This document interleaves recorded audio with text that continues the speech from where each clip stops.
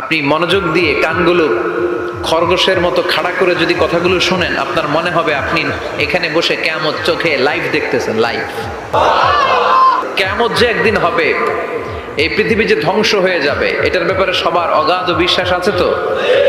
না সন্দেহ লাগে? সন্দেহ আছে কারো?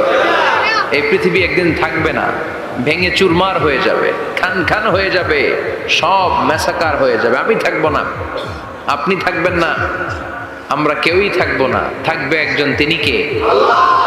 এটার নাম কিয়ামত, যেটার ব্যাপারে বিশ্বাস না থাকলে ইমানের ঘাটতি চলে আসবে, ঠিক কি না?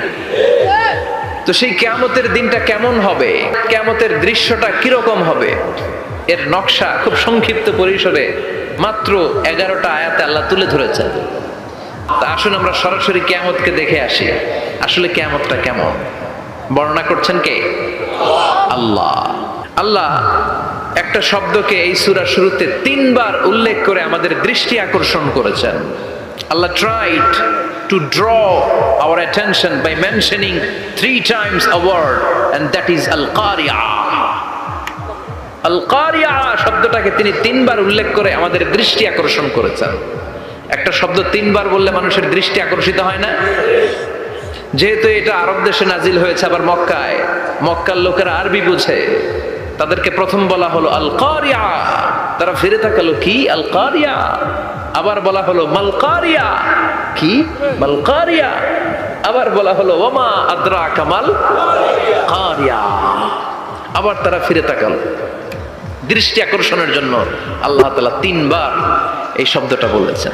এজন্য এই শব্দের একটা সিগনিফিকেন্স, একটা গুরুত্ব, অর্থবহ একটা মানদণ্ড আছে না নাই? আল কারিয়া শব্দের অর্থ হচ্ছে বিকট আওয়াজ। বিকট আওয়াজ, এই বিকট আওয়াজটা তৈরি করার জন্য আল্লাহ তাআলা একজন ফেরেশতা তৈরি করেছেন, যার নাম হচ্ছে ইসরাফিল। নাম কি? আমাদের মধ্যে অনেকের নাম কিন্তু আমরা ইসরাফিল রাখি, তাই না? ইসরাফিল আছে না নাই? আজরাইল কিন্তু রাখে না কেউ, ডরে। কেন রাখে না? ভয় পায়। কিন্তু ইসরাফিল আছে, আমার পরিচিত অনেকে আছে ইসরাফিল। তো এই ফেরেশতার পা হচ্ছে জমিনের নিচে, মাথা হচ্ছে আকাশের উপরে। এই ফেরেশতার কাজ হচ্ছে ওই বিকট শব্দ তৈরি করা। উনি একটা সাইরেনের মধ্যে ফু দিবেন, হুইসেল দিবেন, ট্রাম্পেট, ওই ট্রাম্পিটে, ওই সাইরেনে, ওই হুইসেলে ফু দিলেই শুরু হয়ে যাবে আল কারিয়া মাল